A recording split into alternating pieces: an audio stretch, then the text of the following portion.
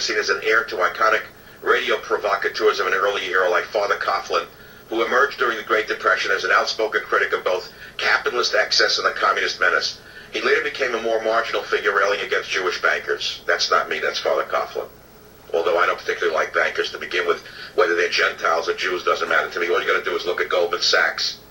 I really don't know what church or synagogue they go to. To me, they should all be in jail. That I just added, it's not in the article. And Bob Grant, he says, whose caustic broadcast made him a star in the 1970s. But when Savage talks about his chief influences, he is most likely to mention the old-timers you listened to as a kid in New York. Symphony Sid, the beloved jazz DJ, Mel Allen, the old Yankees play-by-play man, Gene Shepard, the pioneering monologuist. Now, you know something? I never listened to Gene Shepard. Everyone compares me to him. I don't remember listening to him.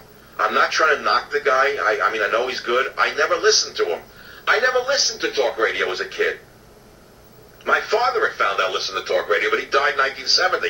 I didn't know he listened. He must have listened to Bob at that time. I don't know who he listened to. I didn't listen to talk radio. I thought it was a bunch of old idiots. You're yakking away. What did I want to listen to some old guy grousing about in the studio, sounding like he was on too much, gin or something? What would a young guy listen to talk radio for in my day? I didn't listen to talk radio. I listened to Symphony Sid because he was a jazz DJ. And when I come home from the Palladium, I hear this great voice belting out at 3 o'clock in the morning. I'm coming over the Queensboro Bridge, and the Silver Cup sign is blowing smoke in the air, and everyone's got sort of high in the car, and this guy's got the greatest voice in history, a combination of a jazz voice, a combination of booze, a combination of cigarettes, a combination of worldliness. I like the voice. Am I copying him? No. But that's the kind of voice I liked, and I love Mel Allen. Play Mel Allen so they know why I love Mel Allen. It's a high fly ball. Deep right field. That ball is going. It is gone. I got chills. See, I got chills up the back of my neck when I hear that. Why? I don't know why. Is it the time of America, the innocence? Was America ever innocent? Is that possible? Do you think there was an innocent time in any world? In any nation's history? When was America innocent? When? When was it innocent? How can a nation be innocent? Every nation is forged in blood and conquest and stealing land from somebody else. I mean, what do I want to wake you up like a baby from a slumber?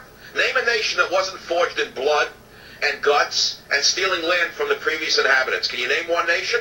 Please. Tell me the nation. San Francisco, stolen from the Miwoks. Filled with criminals in the lowest order right now. Don't get me. So I didn't want to do politics. Look at Nancy Pelosi, those eyes. Look what Botox does to a woman. My grandmother's age, they just let the eyes droop. Look better to me than what this... Barbara Boxer, you see a face on her? Still think she's a girl. Oh, my God. Let's see, what else do we have here? Oh, this is good. Okay, I'll pick another. He told listeners, you'll have to go one of the other talk shows to get Obama's a Marxist, and McCain is a war hero. Adding with a trace of self-pity. I really don't care about it anymore. What he really did care to talk about more days than not was his new book, Psychological Nudity, Savage Radio Stories. He published it himself, and since last October he has been selling it online through his website, michaelsavage.com. Psychological Nudity is essentially a series of transcripts of his broadcasts, but this book is more scattershot than its predecessors, more anarchic. There are 75 short chapters full of true or truish stories. One is only 2 paragraphs long, and it is called Savage Liked Art in Grade School and Hubris in Adults. It is by far the best book of his career, partly because it's the least book-like, and partly because it underscores the perverse streak that is among his most appealing qualities.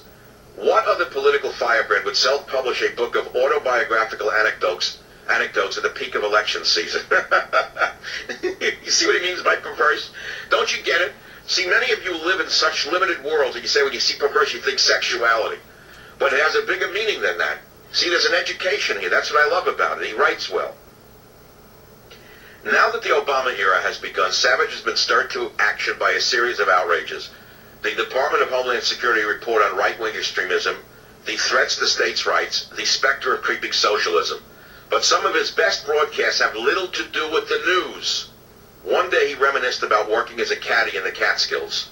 when he was a teenager and offered a brief and rather capricious history of golf. Quote, "It's like a British thing," he said.